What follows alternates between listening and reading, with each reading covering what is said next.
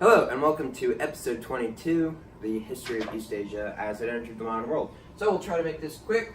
You have the Qing dynasty, right? And Chinese history is very cyclical. So at the point where the Qing are entering their decline phase is, unfortunately for the Chinese, at the same point that Europe is hitting its zenith, its highest point of advancement and conquering prowess and stuff like that. So,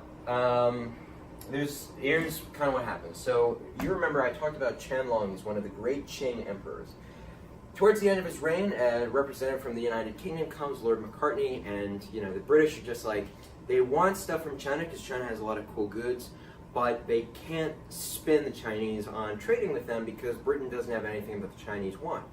So after the British are thinking about that, they realize there is one thing, and it's opium. Opium is a less purified form of what we would now call heroin, and the British, through their limited trade contact with China, were still able to get a large amount of Chinese citizens hooked on opium. And so the Chinese government wasn't a fan of that, as governments wouldn't be, so they cracked down on the opium epidemic, and by doing so they destroyed a lot of British opium. So the British got upset, there was an argument, a war started, the British totally humiliated China in that war, and had the Treaty of Nanjing, which humiliates China and forces them to open themselves up to Western trade. Yeah, and part of it was also, well, that might be the Second Opium War, but the Opium Wars result in China having to lease Hong Kong to Britain, which only expired in 1997. But you also got, after the Opium Wars, the Chinese are absolutely humiliated, Qing dynasty, so the Chinese people revolt against their Manchurian leaders, and that is the Taiping Rebellion, and millions of people die in the Taiping Rebellion. It is unsuccessful, but it weakens the state even more, and now China is facing, it's crumbling. And unlike in other points in Chinese history where, say, the state was crumbling, but there weren't really strong powers around them to take advantage of it, unlike other countries, now that China's crumbling, all the European powers are taking that opportunity to move in and, take part of China.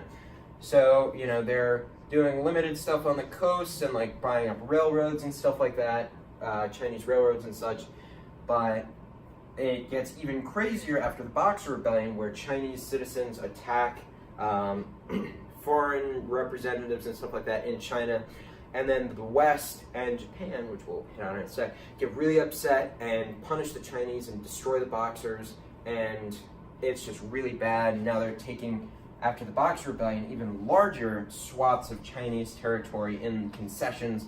Important cities, Hong Kong, Shanghai, the Liaodong Peninsula, are all ceded to Western control, Western and Japanese control, and then eventually local Chinese have had enough, and so a lot of people coalesce, and the Chinese middle class at least, coalesce around a man named Sun Yat-sen, who is pro-democracy, nationalism, all that stuff for China, and he launches his revolution. Well, his followers launch the revolution, but it's not able to coalesce, and they don't have enough power because, again, we talked about how revolutions work, and it needs, for the most part, a revolution, especially a democratic revolution, requires a large middle class, which is very politically active.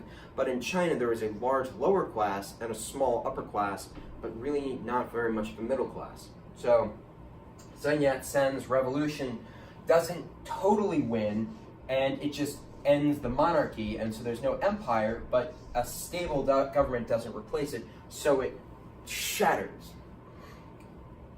Watching very intently is Japan. Japan, as you'll remember, Tokugawa shogunate, they've had 3 centuries of being closed off to the world, but now they're ready to kind of take a step in under the leader of the young Emperor Meiji. So after seeing what's happening to China, Meiji decides to take the best things about Asian culture and the best things about European culture and fuse them into a powerful new system. So he modernizes the Japanese military, he has a modern parliament, all this stuff, and he gets rid of the shogunate, and he gets rid of the special privileges for samurai, and Japan is ready to combat on the modern stage. So, they beat the Chinese in the Sino-Japanese War, they take Korea from China, and then they're able to, well, they conquer Korea, they take it out of they take it out of the Chinese sphere of influence, and then the biggest coup de grace is the Japanese are able to defeat the Russians one-on-one. The first time,